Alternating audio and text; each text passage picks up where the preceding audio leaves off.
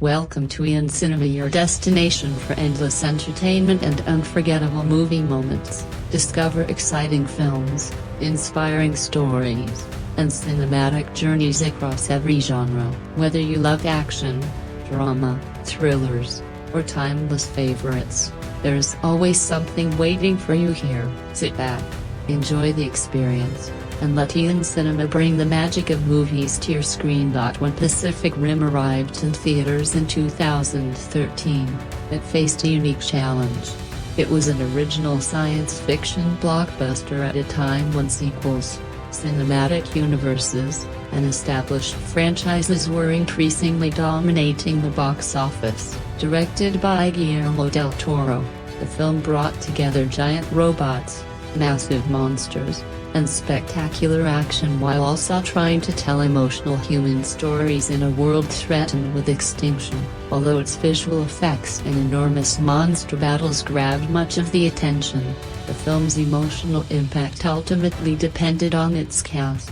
Pacific Rim featured a diverse ensemble of rising stars, experienced performers, respected character actors, and international talent. Some were already well known, while others would see their careers change significantly after entering this world of Jaegers and Kaiju. At the center of the story was Raleigh Becket, played by Charlie Hunnam. Before Pacific Rim, Hunnam had already gained widespread recognition through the hit television series Sons of Anarchy. He played Jack Steller, a troubled outlaw biker struggling to balance leadership, family responsibilities, and his own sense of morality. The role showcased Hunnam's ability to combine toughness with vulnerability, qualities that would later become important to his portrayal of Raleigh. Earlier in his career, Hunnam had appeared in films such as Green Street and Children of Men. While these projects helped establish his reputation, he had not yet become a major blockbuster leading man. Pacific Rim therefore represented one of the biggest opportunities of his career. Raleigh Becket is a damaged hero carrying deep emotional trauma after losing his brother during a kaiju attack. Hunnam brought a sense of exhaustion and vulnerability to the character rather than portraying Raleigh as a traditional, unstoppable action hero. Rather than playing Raleigh Becket as a traditional action hero filled with endless confidence, Charlie Hunnam portrayed him as a man haunted by guilt and grief. This approach reflected Guillermo del Toro's desire to create heroes who felt emotionally wounded and human. Hunnam's performance emphasized the humanity beneath the film's enormous robot spectacle. Although some critics felt Raleigh lacked the charisma of classic blockbuster protagonists, many viewers appreciated his grounded personality. Pacific Rim also significantly raised Hunnam's international profile. Following the film, he received major opportunities, including leading roles in King Arthur, Legend of the Sword and later projects directed by Guy Ritchie. Although his career remained somewhat unconventional, Pacific Rim demonstrated that he could successfully carry a large-scale, effects-driven blockbuster. Alongside Hunnam was Rinko Kikuchi as Mako Mori, whose casting became one of the film's most important creative decisions. Before Pacific Rim, Kikuchi had already earned international critical acclaim for her performance in Babel, directed by Alejandro Gonz +A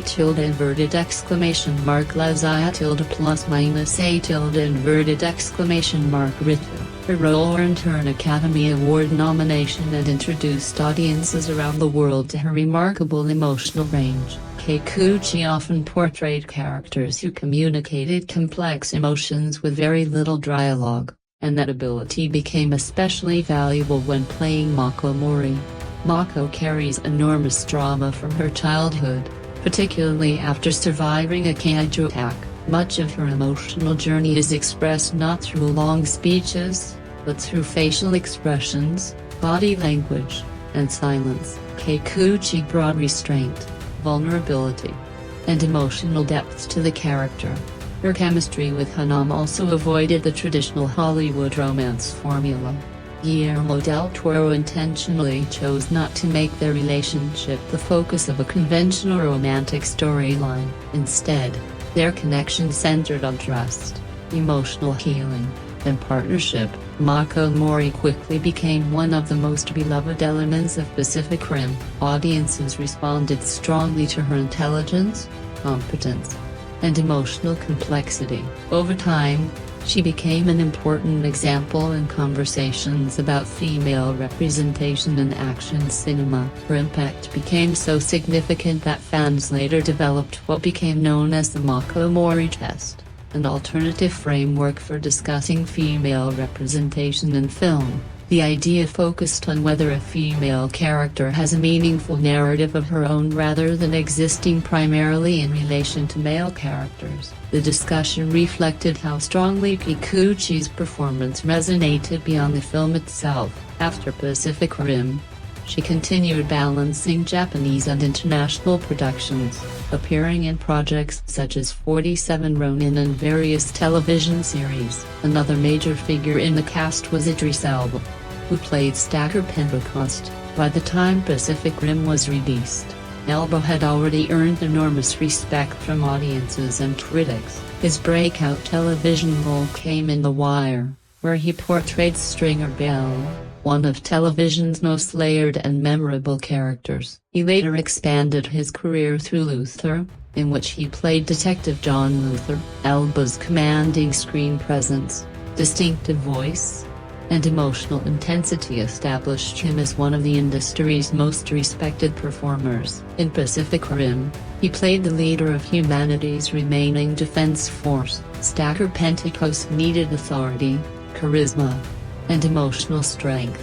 and Elba delivered all three. His performance gave way to scenes that could easily have been overwhelmed by the film's spectacular visual effects.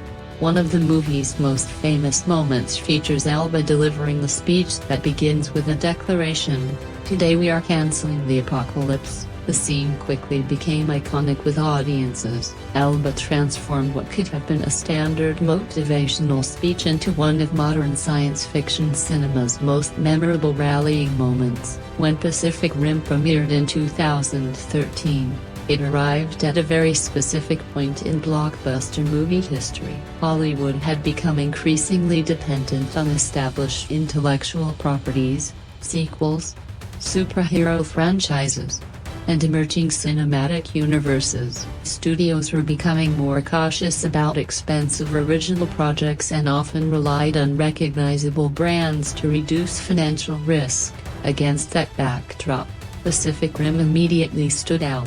It was not based on a famous comic book, a best-selling novel, or an existing film franchise. Instead, it presented a large-scale original science fiction story inspired by decades of giant monster cinema, Japanese anime, mecha storytelling, and global pop culture. That alone gave the film a certain historical importance. It became one of the rare original blockbusters attempting to compete in a market increasingly dominated by familiar brands.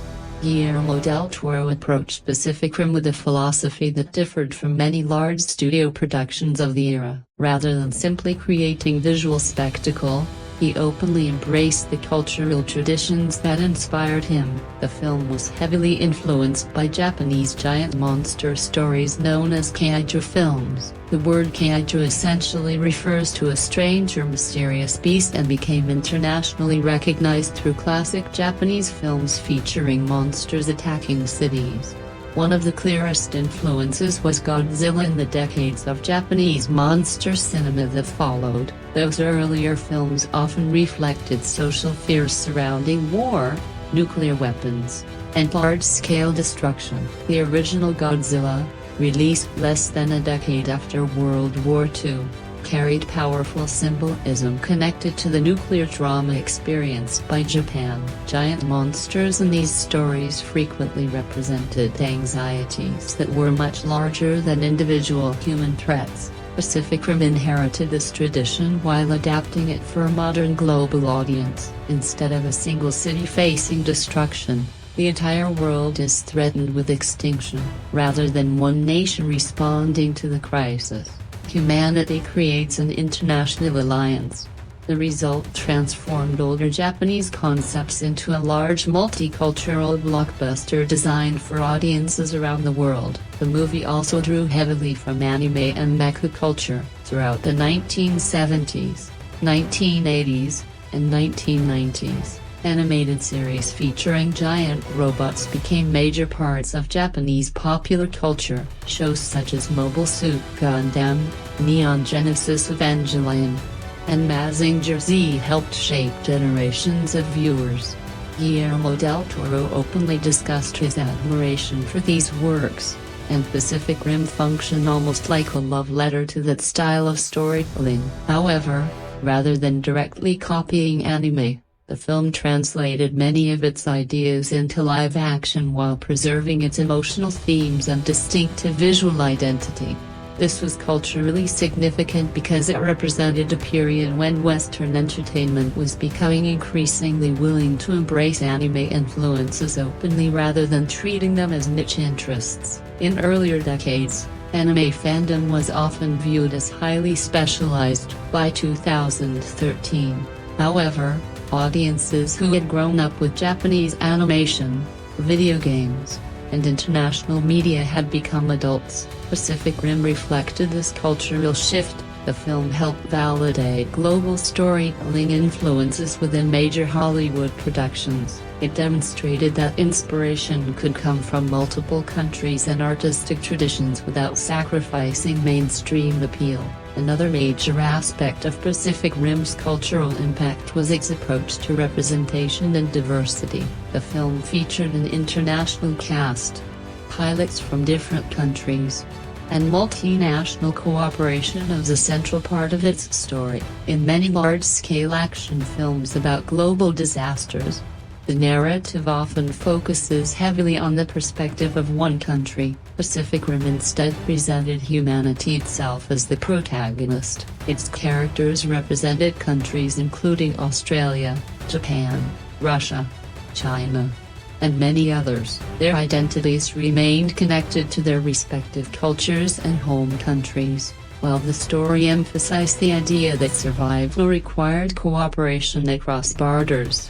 This approach resonated with audiences who appreciated seeing international representation naturally integrated into the story rather than used simply as background decoration. Among the film's most influential contributions was the rise of Mako Mori as an important cultural figure.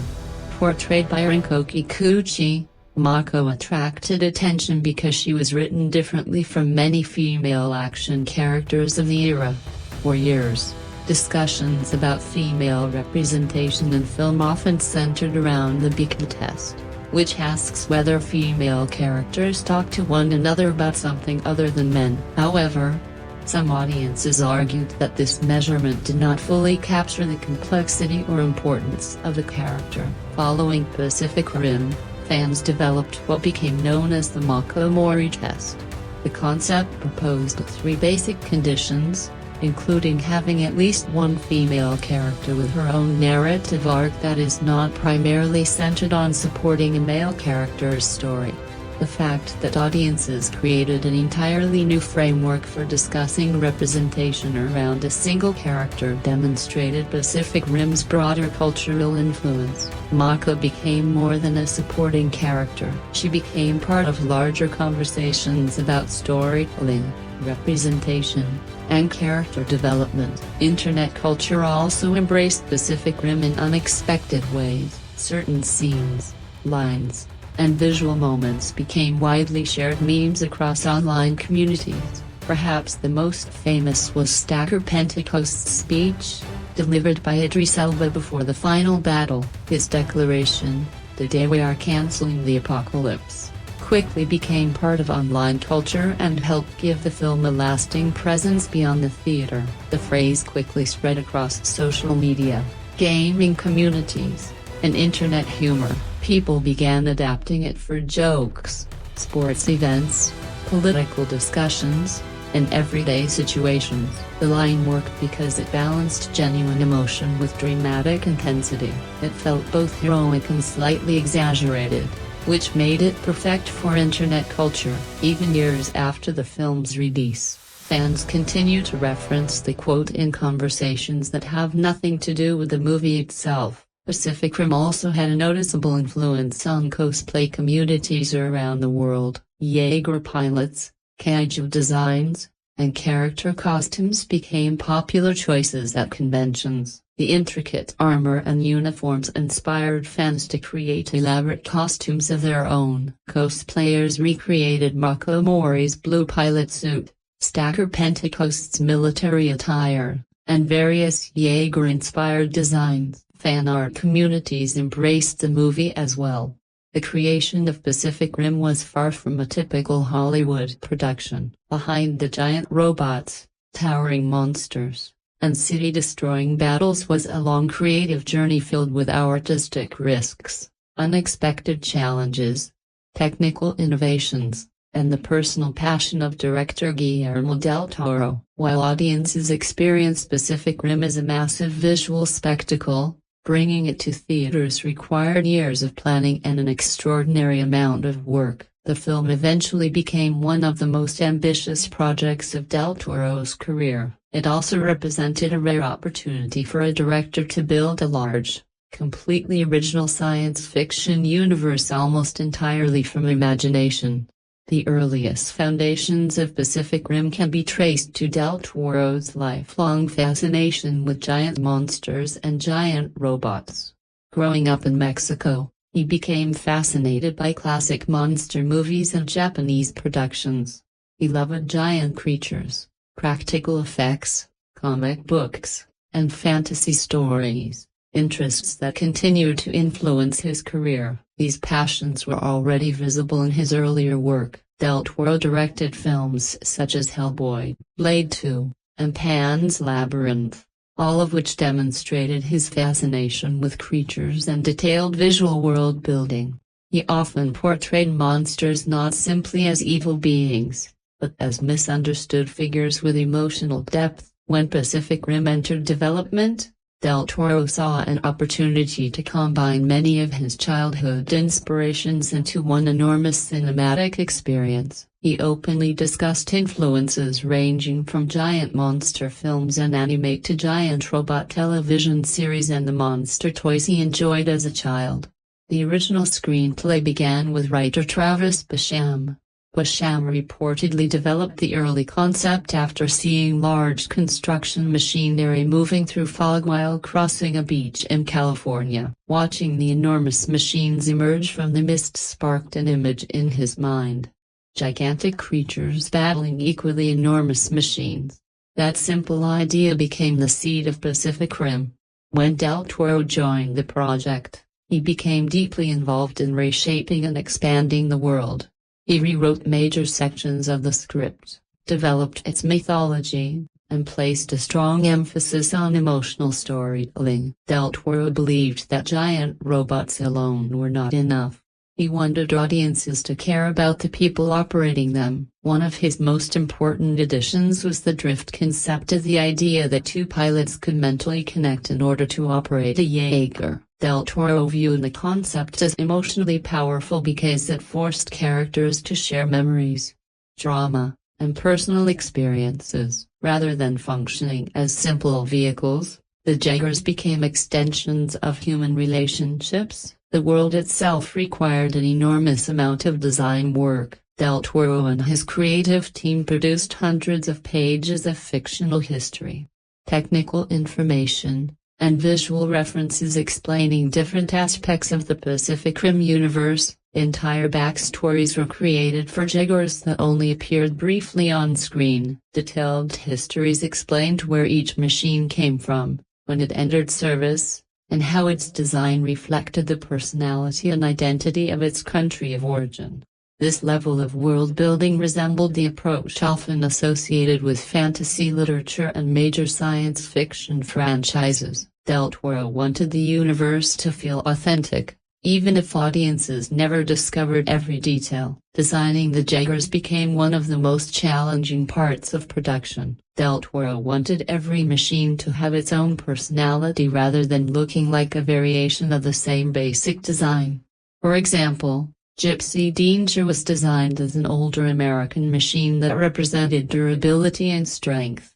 Crimson Typhoon reflected Chinese influence and featured 3 arms along with multiple pilots. Juno Alpha, representing Russia, looked massive and industrial, almost like a moving armored fortress. Each design intentionally reflected a sense of national identity. Del Toro even described the Jaegers as being similar to giant athletes entering a sporting event. Their silhouettes needed to communicate personality and character almost instantly.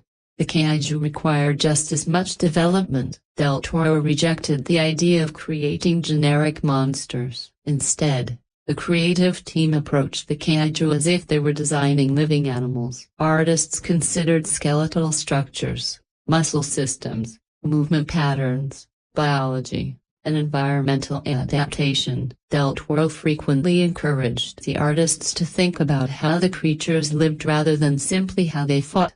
He wanted the Kaiju to feel biologically believable despite their impossible size. The visual effects process itself became one of the film's greatest technical challenges. Creating enormous objects presents unusual problems because real-world physics behave differently at such extreme scales. Del Toro wanted audiences to feel the tremendous weight of the Jaegers and Kaiju. To achieve this effect, the visual effects teams carefully studied movement, speed, and mass. Giant objects could not move like ordinary humans. Every motion needed momentum. Every punch required build-up, and every footstep needed to feel powerful. Each movement had to suggest thousands of tons of metal or muscle shifting through space. This careful attention to scale helped distinguish Pacific Rim from many other effects-heavy films. Del Toro repeatedly emphasized that the giant robots needed to feel heavy rather than weightless. Many of the major battles also took place during rainstorms or at night. Although some viewers later debated these visual choices, Del Toro had specific reasons for using them. Rain helped communicate scale because audiences naturally understand how water behaves. Watching rain strike giant bodies provided an immediate visual reference for their enormous size. City lights, fog, smoke, and ocean spray serve a similar purpose by creating depth and helping the giant creatures feel connected to their surroundings. Without these environmental elements, enormous monsters and robots could easily appear disconnected from the world around them. Filming took place primarily at Pinewood Toronto studios. Huge sets were constructed to represent Jaeger interiors, military command centers, and industrial environments. One of the largest practical sets was the Shattered Dome, humanity's enormous military headquarters. The Shattered Dome set featured towering walls,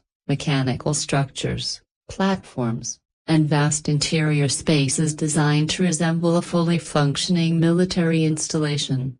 These practical environments help give the world of Pacific Rim a physical sense of scale and made the fictional universe feel more tangible and believable. Pacific Rim tells a story that seems simple at first. Giant robots battle giant monsters to save humanity. But beneath this straightforward premise is a carefully constructed narrative centered on trauma, emotional healing, partnership, sacrifice, and survival. Director Guillermo del Toro deliberately designed the film to function like a modern myth.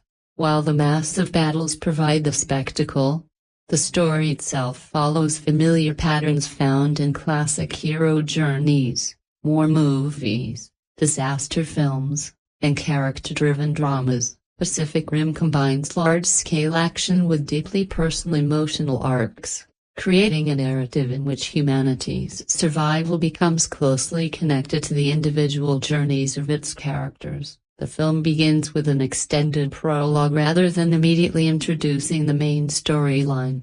This opening serves several purposes at once. It introduces the world, explains the Kaiju threat, establishes the history of the conflict, and provides emotional context before the central narrative begins. Instead of gradually revealing information, The film immediately explains that enormous creatures known as Kaiju have begun emerging from an interdimensional portal beneath the Pacific Ocean. Humanity initially struggles to fight these monsters until nations unite to create giant robotic weapons called Jaegers. This sequence works almost like a historical account, through news footage, battle scenes, and Raleigh Becket's voiceover. The audience receives a condensed history of the conflict. Del Toro structures this section in a way that resembles documentary storytelling. The result is a sense that viewers are entering a world with an established history rather than watching events unfold from the very beginning. The opening also introduces one of the film's recurring ideas: humanity's ability to adapt under pressure. Society does not simply collapse when faced with the Kaiju threat, it evolves and finds new ways to survive. After establishing the global conflict, the story quickly narrows its focus to Raleigh Becket, played by Charlie Hunnam. Raleigh and his brother, Yancey, pilot the Jaeger Gypsy Danger together. Their relationship immediately introduces the film's drift system, in which two pilots synchronize their minds to control a single machine. The first major turning point arrives early in the story. During a battle against a Kaiju, Yancey is killed. Structurally, this event serves as the hero's emotional wound. In traditional storytelling terms, it creates a central trauma that shapes Raleigh's entire journey. Instead of presenting him as a fearless action hero, the film establishes Raleigh as emotionally damaged and withdrawn. After his brother's death, Raleigh abandons Jaeger piloting altogether. The story then jumps forward several years. This time jump serves an important structural purpose. It creates a world that is already in decline. Humanity is losing. The Jaeger program is being shut down, while governments are turning toward defensive walls instead of continuing large-scale resistance. This creates a strong sense of urgency. Stories often become more compelling when audiences enter during a period of crisis rather than stability. Here, humanity is approaching defeat. Raleigh is now working construction jobs, far removed from his former life. Then the story introduces a classic call-to-action moment. Stacker Pentecost, played by Idris Elba, arrives and asks Raleigh to return. This follows a structure commonly found in mythological hero journeys. The hero has withdrawn from his purpose. Someone from his past appears. The hero must decide whether to return. Raleigh initially hesitates, but eventually accepts the offer. From this point, Pacific Rim shifts into a training and preparation narrative. Training sequences serve several purposes in storytelling. They introduce new characters, explain the rules of the world, establish relationships, and build anticipation for the conflicts ahead. At the Shattered Dome, Raleigh meets Mori, played by Rinko Kikuchi. Mako becomes one of the film's most important narrative elements. At first, the audience knows very little about her. The film deliberately holds back her emotional history, creating mystery while allowing her character to develop gradually. The drift concept becomes especially important during Raleigh and Mako's training. Rather than simply sharing thoughts, pilots experience each other's memories. Their emotional experiences become almost like physical environments that they can enter and witness. During a synchronization attempt, Raleigh accidentally enters Mako's childhood drama. The audience sees her memory of surviving a Kaiju attack as a child. Structurally, this is one of the film's most important moments. It transforms Mako from a supporting character into an emotional co-protagonist. She is not simply there to assist Raleigh, she has her own emotional history, pain, and personal journey.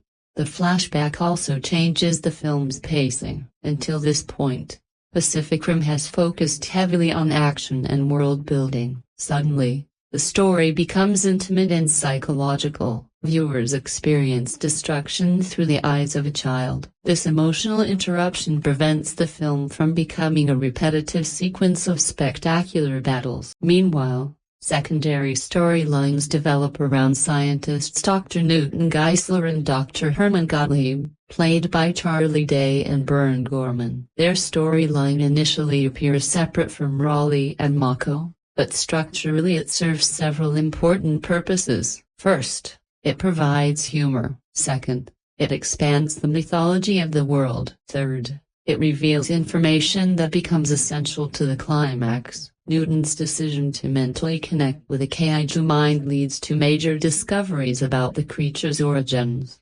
The audience eventually learns that the kaiju are not naturally occurring monsters. They are biological weapons created by alien beings and sent through the interdimensional breach as part of an invasion. This revelation represents a major midpoint shift in the narrative.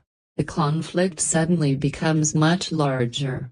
At first glance, Pacific Rim appears to be a straightforward science fiction action movie built around giant robots fighting giant monsters. Massive machines punch skyscraper-sized creatures while cities collapse around them. Yet beneath the explosions and spectacle lies a surprisingly layered story filled with emotional themes and symbolic ideas. Guillermo del Toro has consistently used fantasy and science fiction as ways of exploring deeply human experiences. Throughout his career, he has used monsters, fairy tales, and imaginary worlds to reflect emotional realities. Pacific Rim follows that same tradition. Hidden beneath the metal, destruction, and enormous battles are themes of grief, partnership, sacrifice, drama, identity, memory, and humanity itself. The film's giant battles often become visual representations of the emotional struggles taking place inside its characters. One of the most important themes in Pacific Rim is grief and emotional loss. Nearly every major character carries psychological wounds caused by the Kaiju War. Humanity itself exists in a state of collective drama. Entire cities have been destroyed, millions have died, families have been separated, and society has been transformed by the constant threat of extinction. The clearest example of personal grief is Raleigh Becket. Early in the story, Raleigh experiences the death of his brother, Yancey, during a Kaiju battle. Because Jaeger pilots are mentally linked through the drift system, Raleigh does not simply witness Yancey's death, he experiences it directly within his own mind. This creates a more intimate version of loss. Raleigh carries guilt and emotional pain for years afterward. Symbolically, Yancey's death fractures Raleigh's identity. Before the event, he exists as part of a pair. Afterward, he becomes emotionally incomplete. Throughout the film, Raleigh must learn how to reconnect with others and to rediscover purpose. His journey therefore becomes a story about healing rather than revenge. Similarly, Mori carries childhood trauma after surviving a kaiju attack that killed her family. Unlike Raleigh, whose trauma occurred during adulthood, Mako experienced loss as a child. Her memories remain emotionally frozen. The film repeatedly suggests that unprocessed trauma traps people in emotional cycles. The drift system itself becomes deeply symbolic in this context. On a practical level, the drift allows two pilots to connect mentally, yet symbolically. Ida represents emotional vulnerability. Humans spend much of life protecting thoughts, memories, fears, and emotional wounds. The drift removes those barriers entirely. To operate a Jaeger successfully, pilots must expose themselves completely. Secrets become impossible, pain becomes visible, fear becomes shared.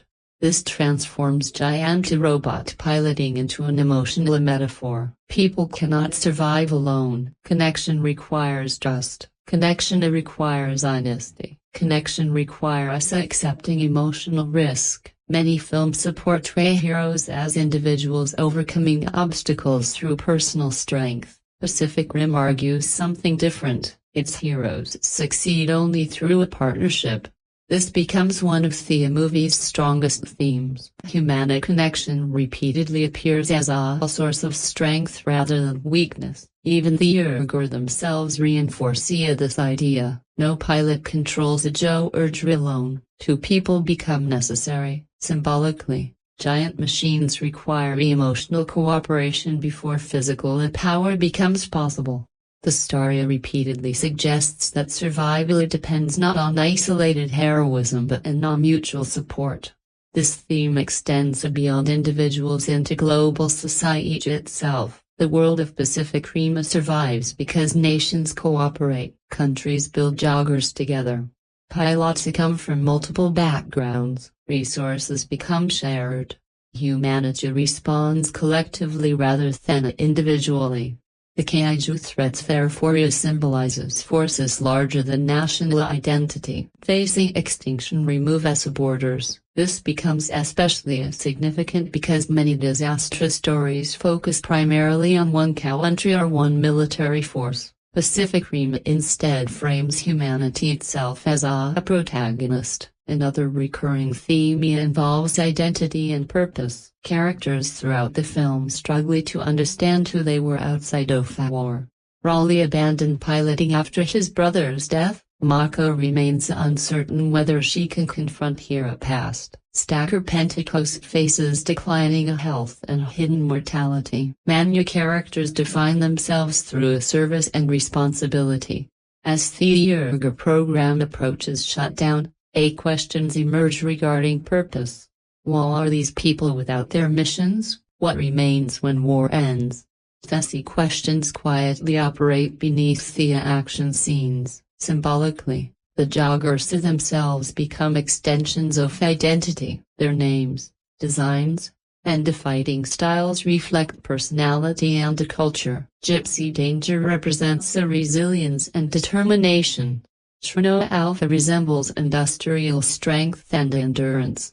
Crimson Typhoon reflects speed and complexity rather than generic machines. They function almost like armored versions of the people inside them.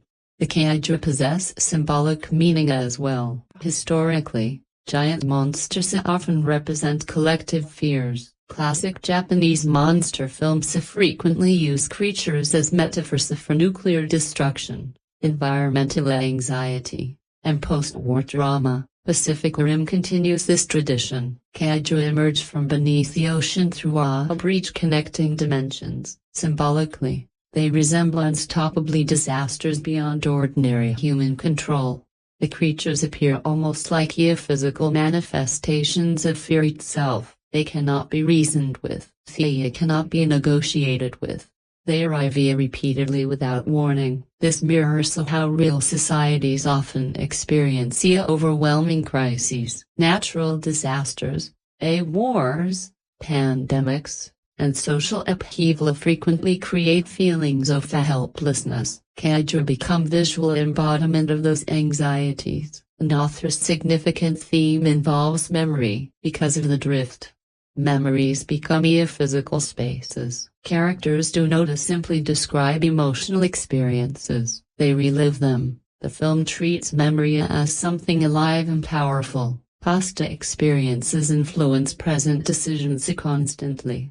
Mako's childhood trauma remains active years later. Riley's grief shapes his identity. Stacker's history affects his leadership. The film suggests people never truly escape memories. Instead, they learn to live alongside them. This idea becomes especially important during Mako's flashback sequence.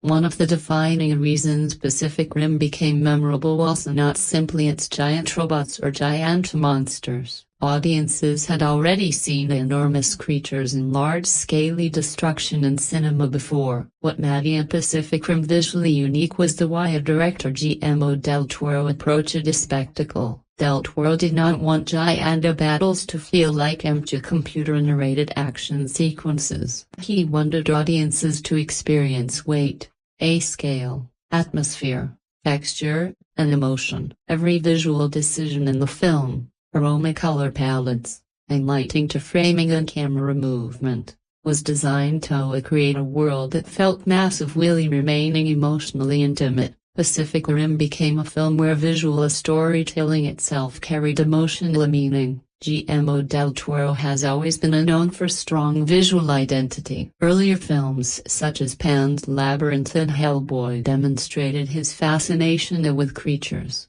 detailed environments, and highly controlled visual design. Unlike directors who rely entirely on realism, del Toro often creates worlds that feel heightened and dreamlike. Pacific Rim continued this tradition. Rather than presenting the future as clean, sterile, and technologically imperfect, del Toro imagined a world marked by industrial wear, mechanical complexity, and visible history. Machines appear scratched, metal surfaces show damage, buildings feel used, cities appear crowded and imperfect.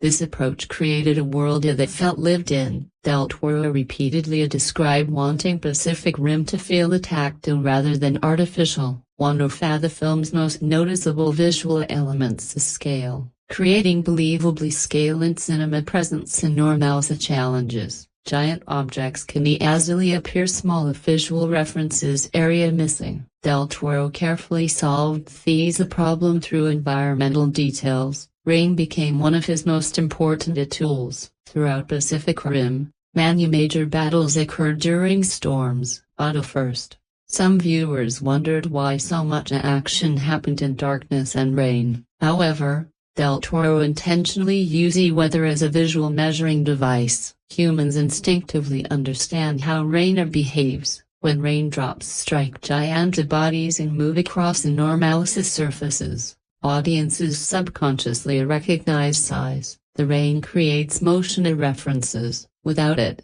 giant objects risk appearing disconnected from their environments. Water also appears constantly throughout the film. Oceans, flooding waves, and spray dominate the numerous scenes. Water becomes a visual language communicating mass and force. When Jaegers walk through oceans, entire waves shift around them. When Kaiju emerge, water erupts violently.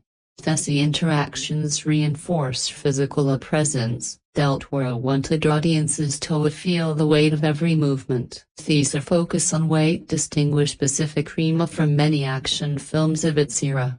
Some large-scale visual effects productions feature fast movement and highly mobile camera work that can reduce physical realism. Pacific Rim moved differently. Jaegers accelerate slowly.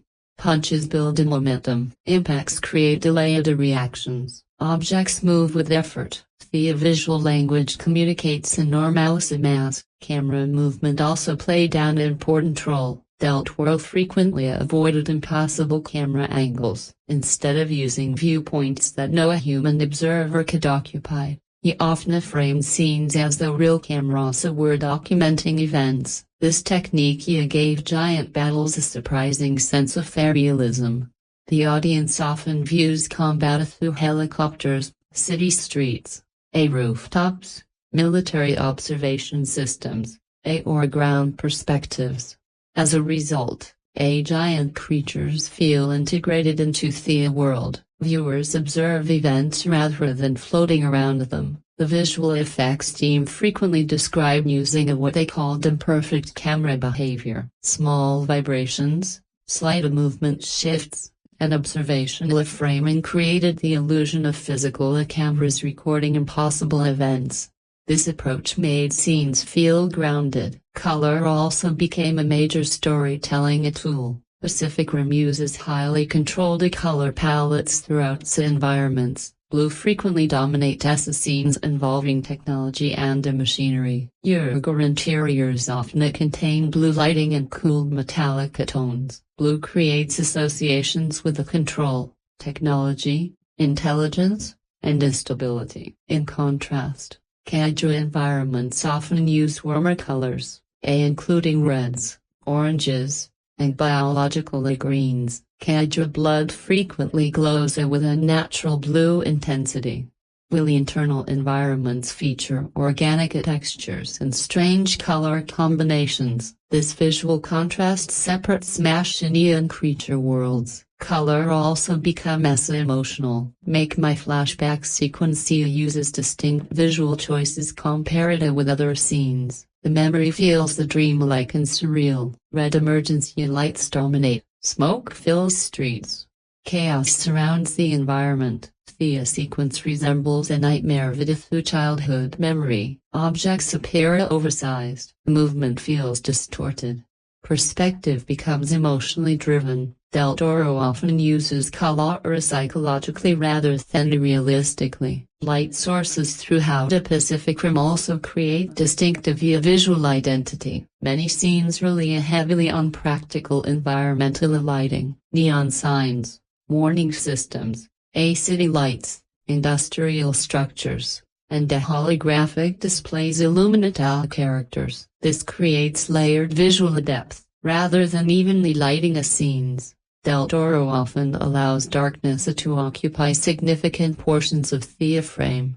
As a result, cities feel enormous and mysterious. The Hong Kong battle sequence represents perhaps the clearest example of Pacific Rim's visual style. Bright neon advertisements reflect across wet streets and giant metallic surfaces. Rain fills the air. Blue and orange lighting collide constantly. Crowded city environments surround the combat. Destruction unfolds across vertical spaces rather than empty landscapes. Many audiences later consider this battle one of the film's visual highlights. The scene almost resembles a moving painting. The influence of Japanese and Hong Kong cinema can also be seen throughout the visual design. Urban environments feel dense and alive. Signs fill backgrounds. Color saturation creates energy.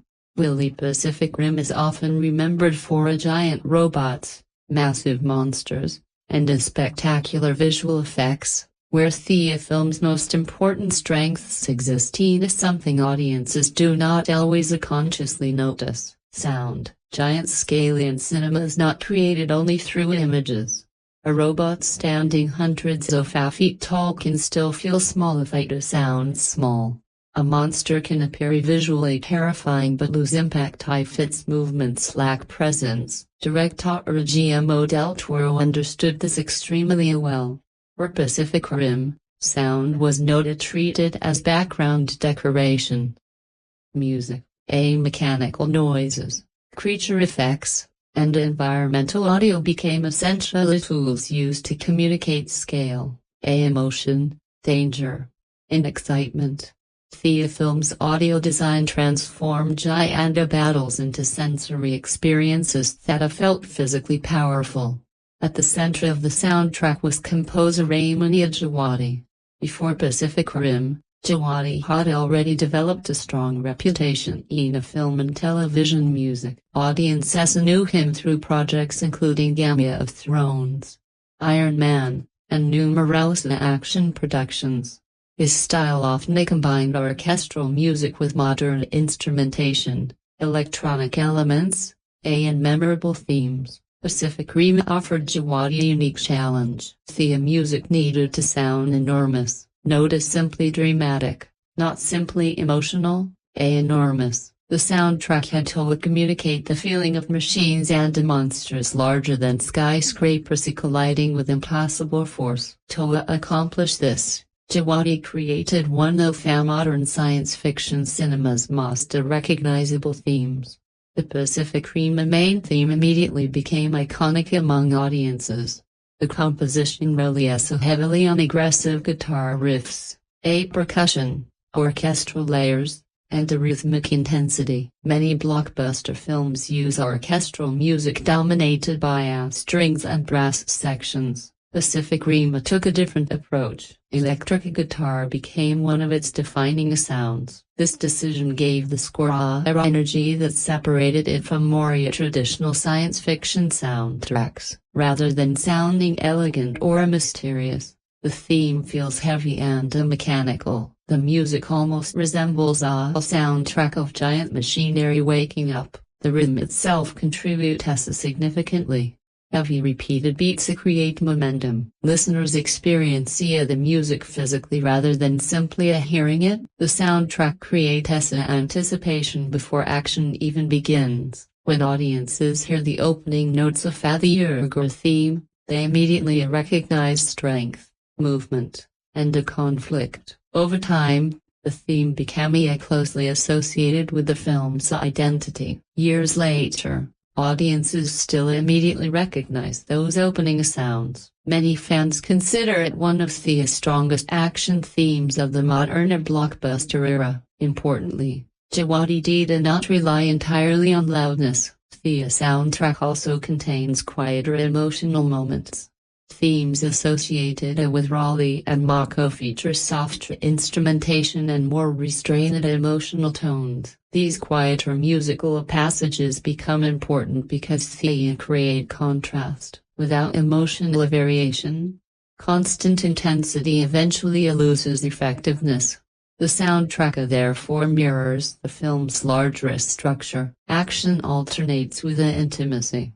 Noise alternates with silence. Scale alternates with emotion. Music follows character development rather than functioning independently. Make Maya flashback sequence provides a particularly strong example. During this scene, audiences experience childhood trauma through fragmented memory and destruction. Rather than emphasizing action, music creates emotional vulnerability. The score becomes more delicate and atmospheric. Fear replaces excitement. The sequence demonstrates how audio can reshape audience interpretation. The same visual destruction accompanied by different music can feel heroic or thrilling. Instead, it becomes tragic. This emotional flexibility represents one of the soundtrack's greatest strengths. However, Pacific Rim sound design extended far beyond music. The creation of Jaeger sounds presented enormous challenges. How's a giant robot sound? Real machines provide references for cars, airplanes, and engines. No equivalent exists for 100 meters tall walking machines. The sound team therefore built a Jaeger audio by combining numerous real-world elements. Mechanical equipment, industrial sounds, metal impacts, engines, hydraulic systems, and heavy machinery recordings all contributed. These sounds were layered together into entirely new creations. The goal involved making Jaeger sound powerful while maintaining mechanical realism. Each Jaeger needed unique sonic identity. Gypsy Danger sounds different from Cherno Alpha. Movement rhythms differ. Mechanical responses differ. Power systems differ. These helped reinforce personality. Jaegers became audio characters rather than simple machines. Particular attention focused on footsteps. Large objects cannot sound light. Every step required a tremendous weight. Sound designers layered deep impacts, metallic movement, a structural strain, and environmental interaction. The result created the feeling that entire city blocks reacted whenever Jaegers moved. Audience members often describe feeling impacts physically during theater screenings. That response represented intentional design. Sound needed to create bodily sensation. The Kaiju required equally extensive development, unlike Jaegers, which relied on mechanical logic. Kaiju sounds needed biological unpredictability. Creature designers studied numerous animal recordings. Elephants, lions, whales, dogs, birds, and various other species contributed elements by combining recognizably animal qualities in unfamiliar ways. Sound designers created creatures that felt strange yet believable. This approach follows techniques used historically in monster cinema. Classic creature sounds often emerged through combinations of familiar sources. The result feels simultaneously natural and alien. Kaiju vocalizations communicate our personality and emotional states. Roars express aggression. Pain sounds communicate vulnerability. When Pacific Rim arrived in theaters in the summer of 2013, expectations surrounding the film were unusually complicated. On one hand, audiences had a major science fiction blockbuster directed by Guillermo del Toro, A filmmaker already respected for imaginative projects such as Pan's Labyrinth and Hellboy. On the other hand, Pacific Rim represented a risky experiment within modern Hollywood. Ida was an expensive original film nodo connected to an established franchise, during an era increasingly dominated by superheroes, sequels, and recognizably brands. Studios and industry analysts questioned whether audiences would embrace giant robots and giant monsters without the support of pre-existing intellectual property. The movie entered the theaters carrying significant pressure, and its reception ultimately became a fascinating example of how critical opinion, audience reaction, and a long-term reputation do not always move in identical directions. Initial critical responses were generally positive, though not universally enthusiastic. Many reviewers praise a film's visual ambition, world-building, sincerity, and scale. Critics repeatedly emphasized that Pacific Rim felt different from many large studio blockbusters released during that period. One of the most common compliments involved Guillermo del Toro's passion. Reviewers sense personal investment throughout the production. Many critics argue that Pacific Rim felt like a film created by someone who genuinely loved giant monsters and giant robots rather than a project assembled solely through studio calculations. That distinction mattered. By 2013, many audiences and critics have begun expressing fatigue toward blockbuster formulas. Some large action films increasingly relied on rapid editing, interchangeable visual effects, and stories primarily designed to establish a future franchise entries. Pacific Rim appeared refreshingly direct. The movie openly embraced spectacle without embarrassment. Instead of treating giant robots ironically, Del Toro approached them with complete sincerity. Critics often admired that confidence.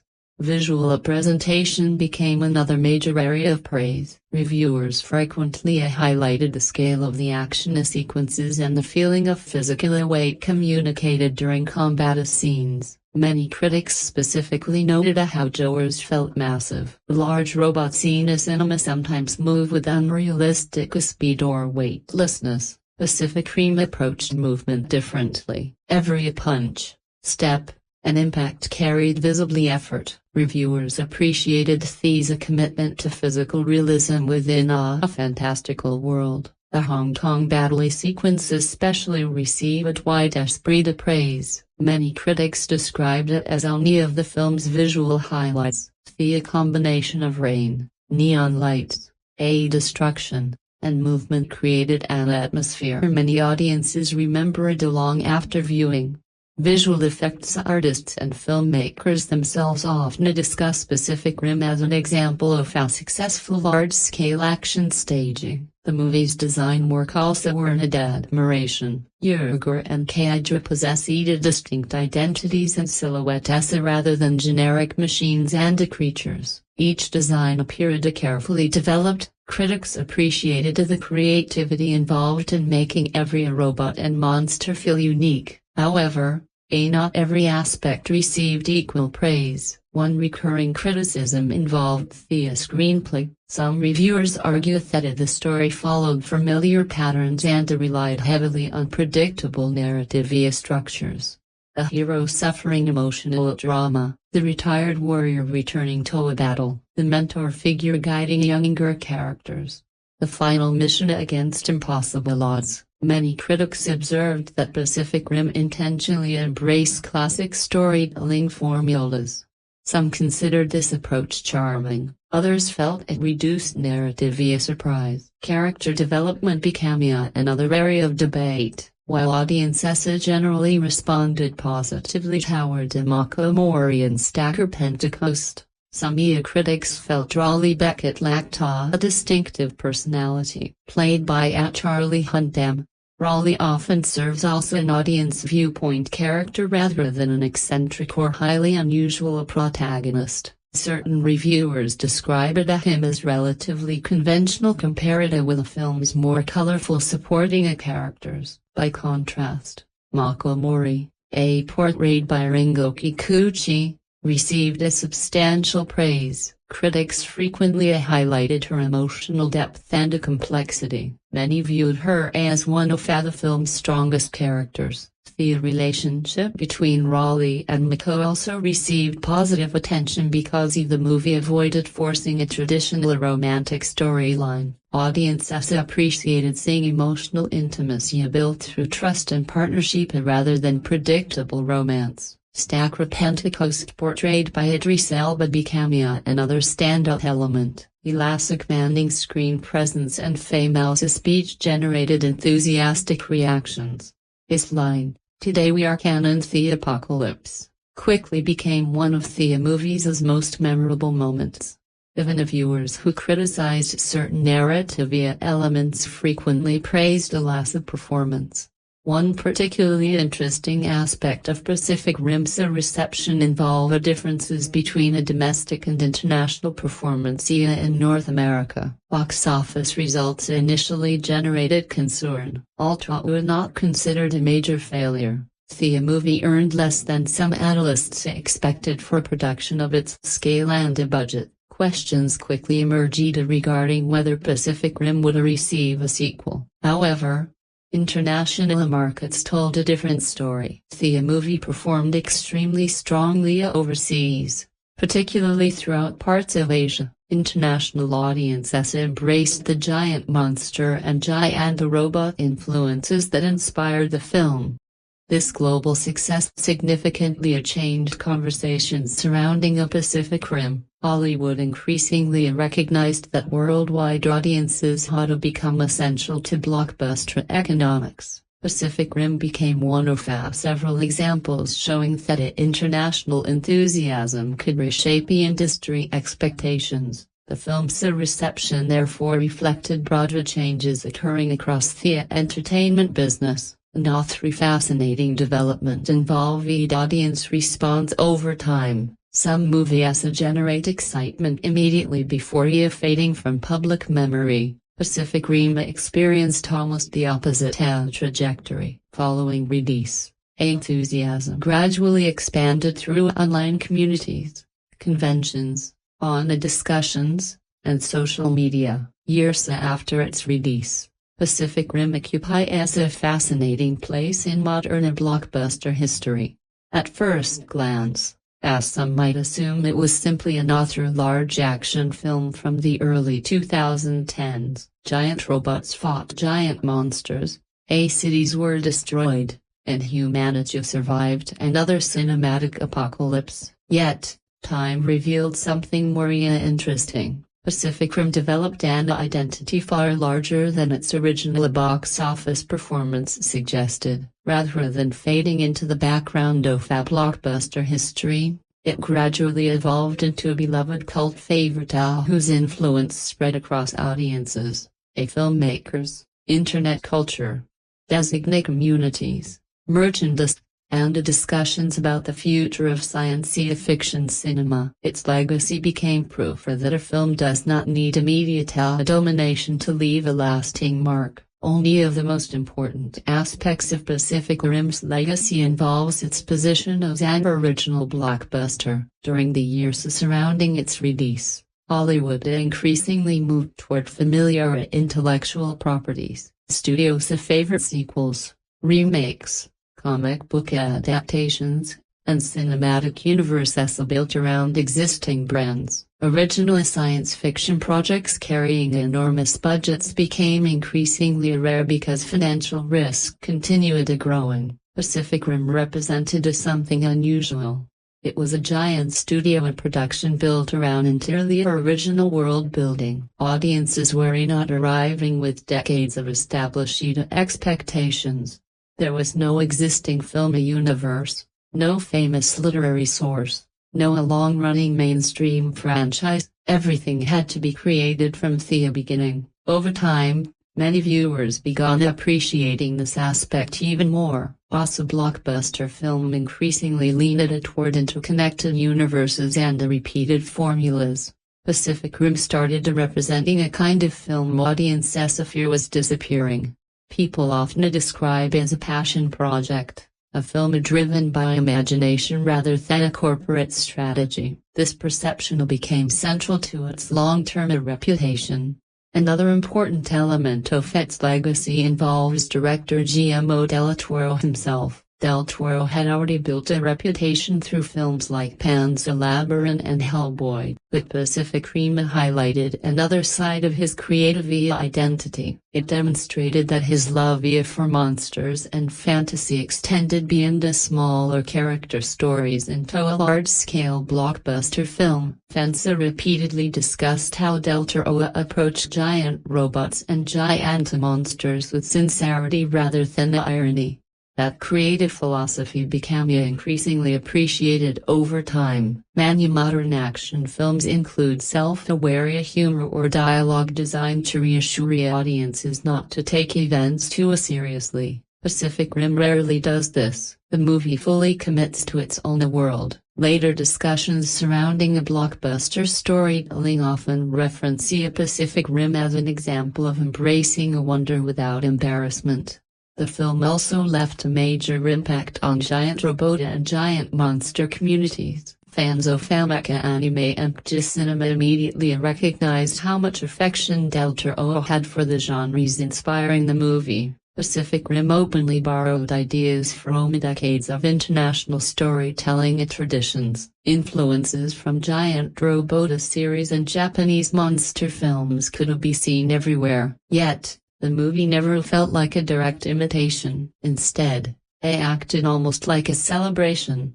Because of this, audiences from different fandoms often embraced it simultaneously. Anime fans appreciated the mecha influences. Kaiju fans recognized giant monster traditions. Science fiction audiences enjoyed world building. Action fans enjoyed spectacle. This crossover appeal expanded Pacific Rim's influence considerably.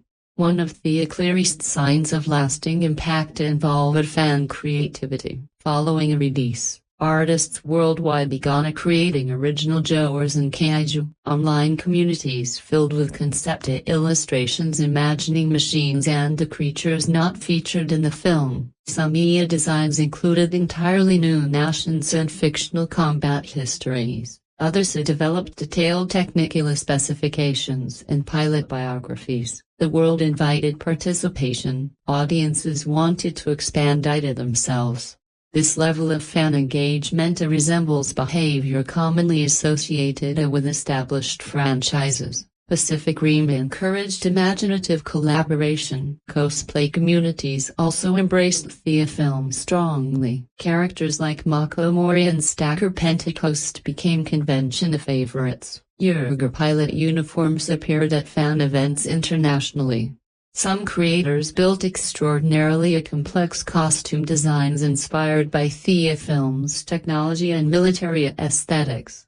The dedication required for these projects reflected deep audience affection. The movie also influenced the discussion surrounding female representation in action cinema. Mako, portrayed by Rinko Kikuchi, became especially significant. Over time, a conversation surrounding her character extended far beyond Pacific Rim itself. Fans developed what became known as the Mako test. Unlike other representation discussions focusing on specific dialogue requirements, this approach asked whether female characters possess meaningful independent story arcs. The fact that a single character inspired an entirely new framework demonstrated remarkable cultural influence. Mako's legacy extended beyond entertainment and entered broader conversations about storytelling. Pacific Rim eventually expanded into a larger franchise. The strongest evidence of its lasting popularity arrived when a sequel entered development. In 2018, audiences received Pacific Rim Uprising. The sequel shifted focus toward younger characters and expanded the universe further. While audience reactions toward the sequel proved more divided compared with the original, its existence demonstrated that interest in the world remained strong. The Pacific Rim universe also expanded through comics, novels, animation, and merchandise. Stories explore Jaeger histories and events occurring outside the original film. This additional material expanded mythology and allowed fans to spend more time within the universe. One especially a notable expansion arrived through the animated series Pacific Rim: The Black. The show explored new stories and characters while introducing the franchise to additional audiences. Only of the most fascinating aspects of Pacific Rim is how audience reactions evolved over time. Some films arrive in theaters, receive immediate praise, generate enormous financial success, and quickly establish themselves as cultural landmarks. Pacific Rim followed a different path. Its relationship with audiences developed gradually. While many viewers enjoyed the film during its theatrical release, others only fully embrace it years later through streaming platforms, online communities, repeat viewings, and retrospective discussions. Over time, Pacific Rim transformed into one of those films audiences seem to emotionally adopt. Viewers did not simply watch it, many felt connected to it. Different generations interpreted it in different ways, and those varying interpretations reveal why the movie continued resonating long after release. For younger viewers who experienced the Pacific Rim during childhood or adolescence, the film represented something immediate and exciting. Giant robots fighting giant monsters on a scale rarely seen before. For many children and teenagers, the movie captured pure imagination. The concept itself felt almost universally appealing. Massive machines, gigantic creatures, cities under attack, heroes saving humanity. On the surface, Pacific Rim resembled the kinds of ideas children often create naturally while playing with toys or imagining stories. Many younger audiences responded to the movie with uncomplicated enthusiasm. To them, Pacific Rim felt enormous. The film embraced spectacle openly without constantly interrupting itself with cynicism or self-awareness. For younger generations raised on superhero films, animated series, and video games, Pacific Rim felt familiar while also introducing something different. Instead of individual superheroes saving the world, survival depended on teamwork. Instead of magical powers, characters relied on machines and emotional trust. This made the experience unique. Many viewers who first encountered the movie as children later revisited as adults and discovered entirely different emotional layers beneath the action. For older audiences, reactions often involve nostalgia. Pacific Rim drew heavily from traditions that many viewers recognized immediately. Fans of Japanese monster films, psychos of classic Kaiju cinema, viewers who grew up watching a giant robot series recognize familiar ideas involving pilots, teamwork, and the large mechanical battles. Older audiences often describe Pacific Rim as feeling like a love letter to decades of genre storytelling. Rather than copying earlier works directly, the movie seemed to celebrate them. This generated emotional responses connected not only to film itself but also to memories. For some viewers, watching Pacific Rim felt similar to revisiting childhood excitement. It reminded audiences of waking up early to watch giant robot cartoons. It recalled toy collections, monster films, and science fiction imagination. The emotional reaction therefore extended beyond the movie's narrative. It connected to personal history. One of the most commonly repeated audience responses involved surprise. Many viewers enter Pacific Rim expecting shallow action spectacle. Marketing materials naturally emphasized giant battles because they provided immediate visual attraction. As a result, some audiences expected a effects-heavy movie with little emotional substance. Instead, many viewers discovered surprisingly sincere storytelling. Characters carried emotional drama. Relationships develop gradually. Themes involving grief and connection appear repeatedly. Audience discussions frequently mention appreciation for emotional honesty. People often describe Pacific Rim using words like heartfelt, sincere, or passionate. These descriptions appeared repeatedly across online conversations. That sincerity became one of the movie's strongest emotional qualities. Another important audience reaction involved the character of Mori portrayed by Rinko Kikuchi. Mako generated significant emotional discussion. Many viewers appreciated her independence and complexity rather than functioning primarily as a romantic interest. Mako possessed her own history, motivations, fears, and emotional arc. Audiences responded strongly because many action films frequently struggled to create female characters with equivalent depth. Discussion surrounding Mako extended beyond entertainment communities and entered broader conversations regarding storytelling and representation. Many viewers felt emotionally invested in her journey. Some identified with her drama, others admired her determination.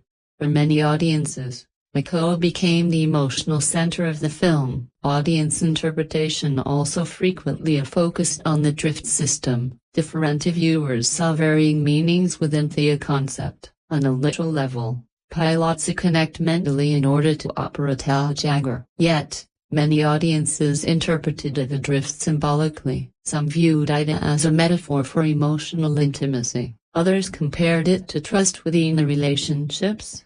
Some connected it to ideas involving empathy and vulnerability. The requirement that individuals share memories and pain before succeeding resonated deeply with the viewers. Online discussions often explored these interpretations.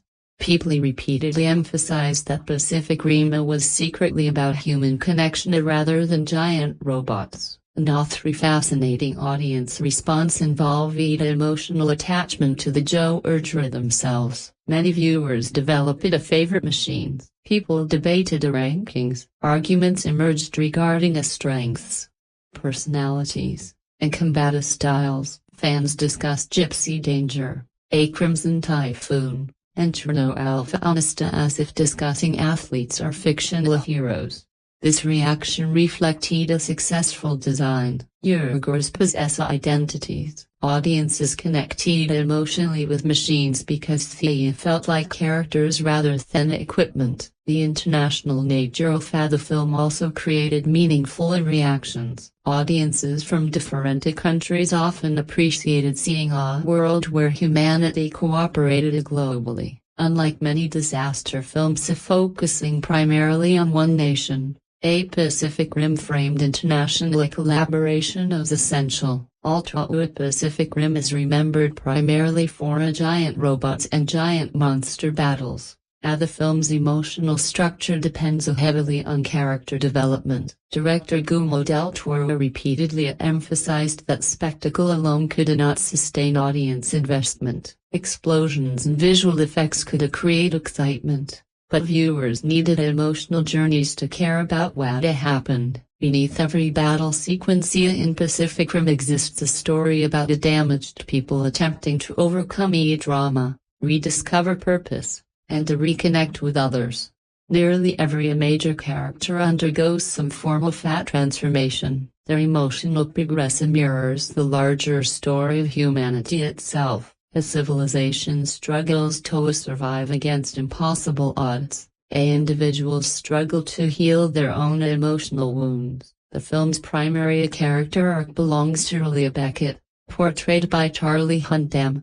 Raleigh begins the story as a deeply broken individual. During the opening sequence, he and his brother Yancey operate the Jaeger Gypsy Danger together. Because Jaeger pilots area connected through the drift system, their relationship extends beyond ordinary sibling bonds. They literally share thoughts, memories, instincts, and emotions. Then tragedy arrives. During a combat against a Kaiju, Yancey dies.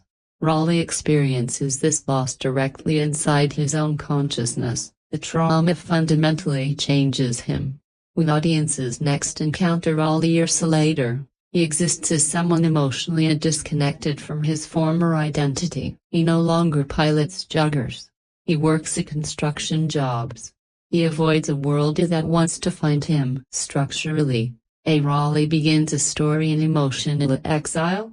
His situation resembles many classic heroes who withdraw following a personal tragedy. The death of Yancia creates guilt, grief, and fear. Raleigh isolates himself because returning would mean confronting painful memories. The character arc, therefore, centers in healing. Importantly, Raleigh does not simply regain physical courage. He gradually learns how to trust again. Throughout the film, Raleigh slowly reconnects with purpose through relationships.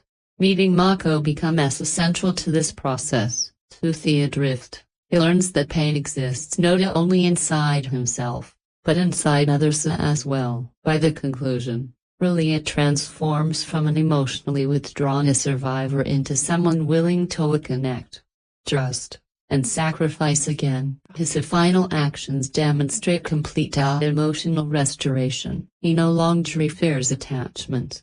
He embraces it. Mako and Mori, portrayed by Rinko Kikuchi, experiencing perhaps the most emotionally powerful character journey in the film. Mako begins as someone carrying unresolved childhood drama.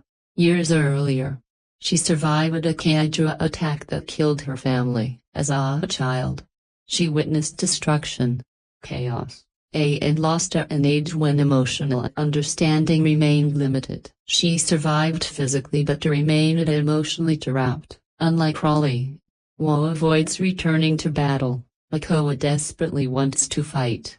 She wants a purpose. She wants control. She wants a revenge. Initially, Stacker Pentecost refuses to allow her into combat. On the surface, his reasoning appears practical. However, deeper motivations gradually emerge. Pentecost fears losing her. He rescued Mako during childhood and effectively became her father. He knows her emotional wounds remain unresolved. Throughout the film, Mako struggles with anger and fear hidden beneath determination. The drift sequence revealing her childhood memories becomes the turning point of her arc. Rather than hiding pain, she becomes forced to confront it openly.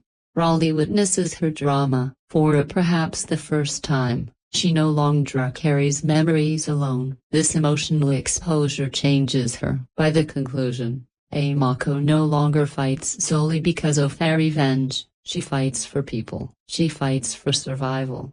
She fights beside someone she trusts. Her growth transforms anger into purpose. Only a reason audiences responded so strongly to Mako involved the independence of her journey. Her development exists separately from romantic storytelling. She possesses her own emotional narrative. Her arc remains complete in its own terms. Stacker Pentecost, played by Idris Elba, serves as mentor, leader, and father figure. Initially, Pentecost appears emotionally controlled and distant. He projects authority constantly as commander of humanity's remaining Jaeger forces. He cannot afford visible weakness. However, the film gradually reveals hidden vulnerability. Pentecost carries physical damage from earlier Kaiju encounters. He is dying. His health deteriorates throughout the story. Yet he continues leading because humanity requires stability. Emotionally, Pentecost struggles between duty and personal attachment. His relationship with Mo becomes especially important. He rescued her as a child and raised her afterward, though he rarely expresses affection openly. His actions reveal a deep parental care. Much of his emotional conflict comes from wanting to protect her while understanding that a protection eventually becomes impossible. Mentors within heroic narratives often guide younger characters toward growth. Pentecost follows this structure. However, he also experiences his own transformation. By the end, he accepts that Mo must choose her own path. His final sacrifice completes his journey. He moves beyond a command responsibility and becomes a participant once more. Like many mythological men or figures, He ultimately gives his life so future regenerations may continue. Dr. Newton Gisler and Dr. Herman Gottlieb provide another fascinating character dynamic. Portrayed by Charlie Day and Bernie Gorman, they initially appear almost entirely opposite. Newton feels impulsive, enthusiastic, emotional, and curious. Berman appears analytical, cautious, skeptical, and highly disciplined. Their personalities repeatedly clash. One of the most overlooked strengths of Pacific Rim is the extraordinary amount of storytelling hidden within its costume design, makeup, work environments, and physical sets. Giant robot battles and visual effects naturally dominate attention. Yet much of the film's world building depends on visual details operating quietly in the background. Director Guillermo del Toro has always approached design as an extension of storytelling rather than decoration. Throughout his films, clothing, environments, textures, colors, and objects reveal information about characters and societies before anyone speaks. Pacific Rim follows that same philosophy. Costumes and sets do far more than create futuristic imagery. They communicate personality, emotional history, cultural identity, social roles, and the psychological state of a world standing at the edge of extinction. Del Toro wanted Pacific Rim to feel physically real. Even though audiences were entering a world filled with giant robots and interdimensional monsters, he believed viewers needed environments that felt lived in. Cities, command centers, military structures, and pilot equipment had to look functional rather than purely futuristic. This philosophy shaped every design decision. Instead of creating a polished science fiction future full of fast, smooth surfaces and perfect technology, Del Toro imagined a world under pressure. Humanity had spent years fighting a global war. Resources have been consumed, structures have been reused, technology had evolved rapidly out of necessity. As a result, environments feel industrial and worn, machines appear scratched, walls carry signs of use, clothing shows physical stress. Everything suggests survival rather than luxury. One of the most important locations in a film is the Shattered Dome, humanity's remaining Jaeger headquarters. The Shattered Dome functions almost as a character itself. Massive walls, steel frameworks, machinery, elevators, and platforms dominate the environment. Rather than resembling a sleek science fiction headquarters, the structure feels like a giant military fortress combined with a shipyard and industrial complex. The design communicates urgency. Humanity no longer builds elegant spaces. Humanity builds practical spaces. The Shattered Dome resembles a civilization fighting for survival. Its enormous scale also reinforces broader themes. Characters often appear physically small inside these environments. Large structures surround them, metal frameworks rise overhead. This visual relationship emphasizes humanity's struggle against forces larger than itself. Individuals operate within systems and structures beyond their control. Del Toro frequently uses architecture symbolically in this way. Jaeger hangars represent another important design achievement. These spaces required balancing practicality with a spectacle. The hangars needed to communicate enormous scale while functioning as believable military environments. Tower and mechanical support systems surround Jaeger. Maintenance equipment fills backgrounds. Industrial platforms stretch vertically. Crew members appear tiny beside machines. Visual references constantly remind audiences how massive the robots truly are. The environments become measuring tools for scale. Without such references, giant objects risk appearing abstract. Set design repeatedly solves this problem. Cockpit design represented another major creative challenge. Traditional science fiction often portrays futuristic technology as minimal and clean. Manu films feature smooth interfaces, simply controls, and sterile environments. Pacific Rim deliberately move in the opposite direction. Jaeger cockpits feel mechanical. Metal surrounds pilots. Moving parts operate continuously. Hydraulic systems, wires, screens, and machinery occupy every corner. The spaces look physically demanding rather than comfortable.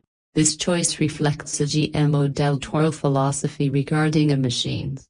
He wanted Jaeger to feel like a giant industrial equipment, not magic, not fantasy, machinery. Actors also benefited from these practical environments. Instead of standing entirely within green screen spaces, performers interacted with physical structures. Moving platforms physically shook during scenes. Mechanical rigs simulated impacts.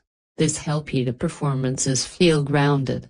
Costume design throughout Pacific Rim similarly emphasize functionality. Military uniforms immediately communicate a hierarchy and identity. Stacker Pentecost attire reflects authority. Played by Idris Elba, Pentecost wears a structured military clothing emphasizing a discipline and leadership. Dark colors dominate his wardrobe. Long coats and controlled silhouettes create presence. His clothing visually separates him from pilots and support personnel. Even before speaking, audiences understand his role. The costume creates authority. Raleigh Becket's wardrobe evolves throughout the film. Early seen as a portray him working construction labor jobs after abandoning Jaeger piloting. His clothing appears practical, worn, and emotionally neutral. Nothing attracts attention. He exists almost invisibly. As he returns to military service, his appearance gradually changes. Uniforms replace civilian clothing. Visual structure returns to his life. This subtle progression mirrors his emotional journey. As Raleigh regains purpose, his appearance becomes more defined. Mori's costume design contains a particularly important symbolism portrayed by Rinko Kikuchi. Mako frequently appears in restrained control clothing. Her wardrobe reflects a discipline and emotional containment. She often dresses practically, emphasizing function rather than a decoration. This matches hero personality. Mako protects herself emotionally. Her clothing reflects that restraint. However, pilot suits reveal another aspect of identity. Jaeger suits combine military equipment with advanced technology. They feel functional while retaining visual individuality. The suits also emphasize a partnership. Pilots become physically connected through shared systems and mirrored movements. Writing the screenplay for Pacific Rim presented an unusual challenge. The film needed to balance giant robots, giant monsters, military action, science fiction and mythology, emotional drama, humor, and large-scale spectacle without collapsing under its own weight. Stories involving enormous world-building often struggle because exposition overwhelms character interaction. Audiences can become buried beneath technical explanations and fictional rules. Pacific Rim faces exactly this risk. Director Guillermo del Toro and the writing team needed to create a script capable of explaining an entirely new universe while keeping emotional engagement alive. The result became a screenplay that often embraces simplicity, sincerity, and a character-driven dialogue rather than a complexity for its own sake. Pacific Rim was developed from an original concept by Travis Beacom before Guillermo del Toro later expanded and reshaped much of the screenplay. Del Toro approached script writing with a very specific philosophy. Throughout his career, he repeatedly argued that fantasy worlds become effective only when emotional experiences remain understandable. Audiences may not understand giant robots. Audiences may not understand the interdimensional monsters, but audiences understand grief, fear, loss, trust, a connection. The screenplay therefore consistently grounds impossible concepts within familiar emotional experiences. Dialogue repeatedly returns to human feelings rather than technical explanations. This approach becomes visible immediately. The opening and narration delivered by Raleigh Becket establishes the world efficiently rather than spending long scenes introducing a political systems and scientific history. The movie quickly summarizes humanity's conflict with Kaiju. The narration resembles documentary storytelling. Information arrives clearly and directly. Importantly, exposition remains tied to personal perspective. Ra describes events through emotional memory rather than a detached explanation. This keeps audiences connected to character. One of Pacific Rim's most interesting screenplay decisions involves restraint. Large science fiction films often attempt to explain every detail of fictional technology. Pacific Rim avoids this tendency. The drift system, for example, receives explanation, but no excessive scientific detail. Audiences understand emotional and narrative via purpose. Two minds connect. Memory becomes shared. Trust becomes. The screenplay recognizes that emotional understanding matters more than a technical precision. This reflects Guillermo del Toro's storytelling priorities. Feelings matter more than mechanics. Dialogue itself often follows similar principles. Many characters communicate directly. Lines tend to avoid complicated language. Instead, conversations focus on emotional intention. Characters say what they feel. Some critics argue that certain dialogue moments felt simplistic or highly dramatic. Others appreciated the straightforward style. The screenplay often resembles mythological storytelling more than realistic conversation. Heroes speak with a conviction. Mentors deliver speeches. Characters express emotions openly. These becomes especially visible through a stagger Pentecost, played by Idris Elba. Pentecost receives many of the film's most memorable lines, as Commander Humanity's remaining J.A. program. His dialogue frequently carries themes involving duty, sacrifice, and survival. His language often feels larger than ordinary conversation. He speaks like a military leader addressing history itself. The most famous example arrives before the final battle. Today we are canceling the apocalypse. The line immediately became iconic. On paper, the sentence almost sounds exaggerated. Yet the delivery changes everything. Idris Elba speaks the line with complete sincerity and authority. Audience reaction transformed it into one of the most remembered moments in modern science fiction cinema. The speech itself follows classic storytelling traditions. Heroes stand before impossible odds. A leader reminds people what they fight for. Fear becomes purpose. The scene resembles inspirational moments from war films and mythological narratives. Importantly, Pacific Rim commits completely. No character interrupts with a joke. No one undermines emotion. The script allows sincerity to exist without embarrassment. That choice became one of the film's defining qualities. Raleigh Becket, portrayed by Charlie Hunnam, speaks differently. His dialogue feels restrained. Raleigh often communicates through short responses and emotional understatement. Following his brother's death, he becomes emotionally withdrawn. The screenplay reflects this, rather than delivering long emotional speeches. Raleigh often appears hesitant. Silence has become important. Many of his most meaningful scenes occur through shared experience rather than words.